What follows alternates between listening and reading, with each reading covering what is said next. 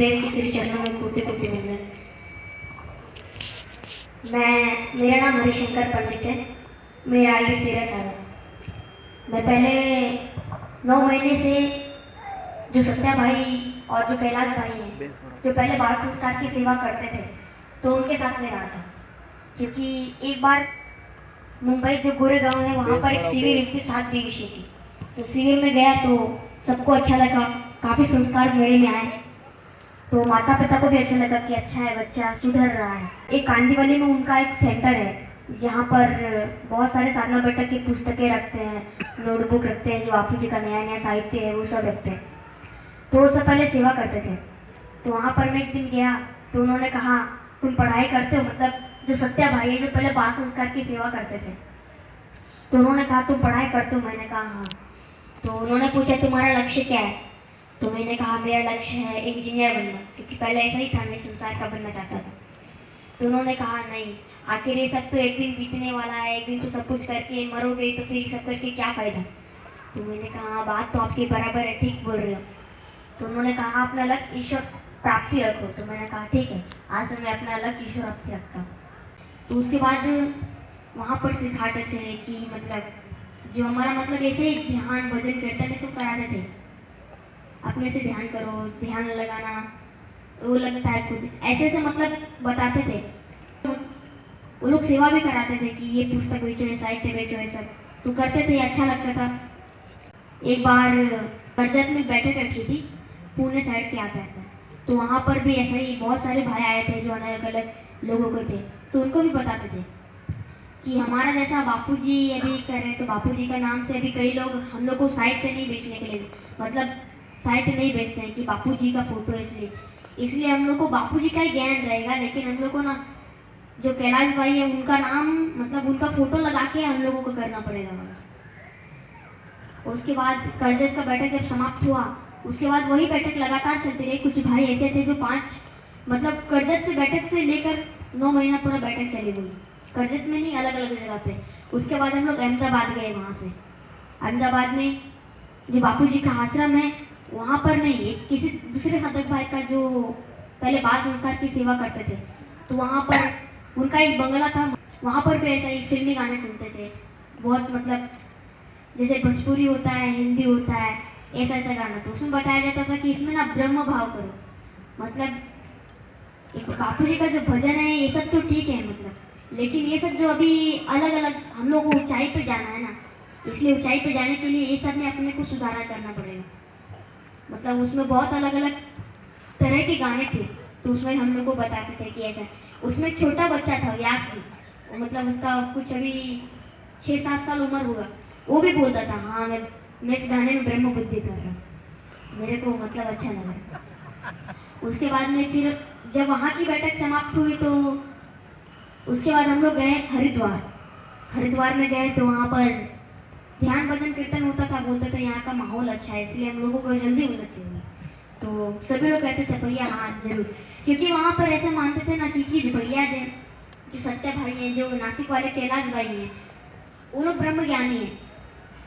मतलब ऐसा कि जो वो करते हैं ना, मतलब जो कहते हैं कि सही में तुम्हारा ये हो जाएगा, ऐसे डर के मारे वो सचमुच में हो जाता था। वहाँ पे जो रहते थे कि तुम्हारे, वो बोल देते थे कि तुम्हारे अंदर अहंकार है, मतलब किसी भाई को, तुम लोग को संस्कृत में लगता था हाँ मेरे अंदर अहंकार है। तो सबको लगने लग गया वहाँ पर, मतलब 34-35 भाई थे, तो लगा सही में भैया ब्रह्म ज्ञानी है। और फिर हरिद्वार में गए तो सबको ऐसा लगता था कि ब्रह्म ज्ञानी यदि हम लोगों को कुछ कराए तो सही कराए है, चाहे वो पिक्चर दिखाए, मूवी दिखाए या ऐसा वैसा दिखाए, कुछ भी दिखाए तो ठीक रहेगा। तो सबको ऐसा लगता था, मैं भी था उसमें शामिल, नहीं मेरे गलती थी, अभी सुधार में मतलब समझ में आ गया। तो उस समय जैसा भी था, तो उस समय मेरे को पिक्चर ऐसा दिखाते थे, पहले गाना सुनाते थे तो ब्रह्म बुद्धि करता था हाँ ये सही ये सही। उसके बाद में हरिद्वार में गए तो वहाँ पर एक नया चीज़ निकल गया पिक्चर का। उसमें से पहला पिक्चर था पीके मतलब जिसमें वो आता है एलियन, ये सब दिखाते थे। उसी प्रकार हम भी आए हैं इस धरती पर, वो अपना क्या करने आया था, वो लेने के लिए अपना वो जो पृथ्वी का कुछ खोज करने के लिए आया था, वो खोज करने निकला, तब तक उसका रिमोट गायब हो गया। उसी प्रकार हम लोग अपना आत्मा करने के लिए आए हैं, तब तक हमारा इधर उधर भटक गया, ऐसा ऐसा मतलब दिखा के। तो उसमें पीके पिक्चर में भी दिखाते थे, लेकिन फिर भी ऐसे दिखाते थे कि ना अभी बापूजी का जो चीज़ है उसको छोड़ दो, साइड कर दो, क्योंकि अभी लोग उसे नहीं मानेंगे। अभी हम लोगों को बापूजी का छोड़कर कैलाश भाई का जो ज्ञान है, उनका जो फोटो प्रतिमा है, उसका नया फोटो लगाकर हम लोग उसमें सत्संग करेंगे। हम लोग उसका सत्संग लेके और जो फिल्मी गाने हैं इसमें हम लोग करेंगे, भाषण देंगे, तो ये सब। और वहाँ पर ऐसा था कि जैसे कि वहाँ पर रहते थे ना, तो हरिद्वार में रहे, तो उसके बाद हम लोग फिर चले गए ऋषिकेश। वहाँ पर काफ़ी अच्छी जगह थी, वहाँ पर माहौल था, तो बोले यहाँ पर ध्यान भजन कीर्तन अच्छा रहेगा, तो वहाँ पर गए। तो वहाँ पर एक चर्चा हुई थी, पहले फिल्मी गाना चली, तो वहाँ उसके बाद में फिल्मी गाना बंद करके उन्होंने कहा सबसे मतलब ऐसा ही जगह था हॉल, तो वहाँ पर कुछ 34-35 भाई बैठे थे और भैया कुर्सी पे बैठे थे जो कि सत्य भाई है। तो उन्होंने पूछा सबसे कि एक बात बताओ, यदि बापूजी आके मेरे को बोले तुम लोगों को कि कैलाश भाई है, मतलब सत्या भाई कैलाश भाई ये लोग अहंकारी है, ये लोग कपट करते हैं, ये लोग बात नहीं मानते, आगे का पालन नहीं करते, तो तुम लोग क्या करोगे? तो किसी ने कहा भैया देखिए, बापूजी चाहे कुछ भी बोले, हम लोग को उसे लेना देना नहीं है, आपसे हम लोगों को फायदा बनाना बस हम लोगों को यही इच्छा है, ऐसा। तो वहाँ पर ऐसा ही हम लोगों को बताया जाता कि गुरुदेव का तो ठीक है, लेकिन यहाँ पर तुमको फायदा हो रहा है तो तुम इधर ही रह जाओ, ऐसा। मतलब वहाँ पर करने के लिए आए कुछ और, लेकिन लेके हाथ जा रहे कुछ और। पहले वहाँ के जितने भी लोग हैं ना, उनको मालूम नहीं है कि बापूजी ने इनको कहा है, आज्ञा में है कि नहीं है, किसी को भी मालूम नहीं है। लेकिन जैसे मेरे को भी मालूम नहीं था, लेकिन मैं जब बाहर ले गया तो फिर वहाँ पर बताया कि क्या सही क्या गलत है।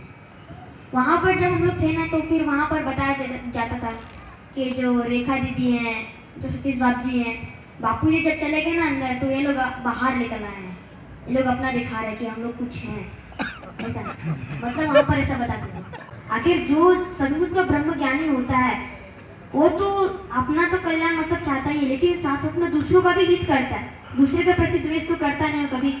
और जैसे कि हम लोग वहाँ पर ईश्वर प्राप्ति करने के लिए गए ना, तो जैसे इनके प्रति, रेखा दीदी के प्रति हमको द्वेष बता रहे हैं कि वो लोग ऐसा कर रहे हैं, तो द्वेष हुआ ना, तो उस पर कैसे दिखेगी, इनमें आप में सब में कैसे दिखेगी ईश्वर बुद्धि, जब द्वेष होगा तो।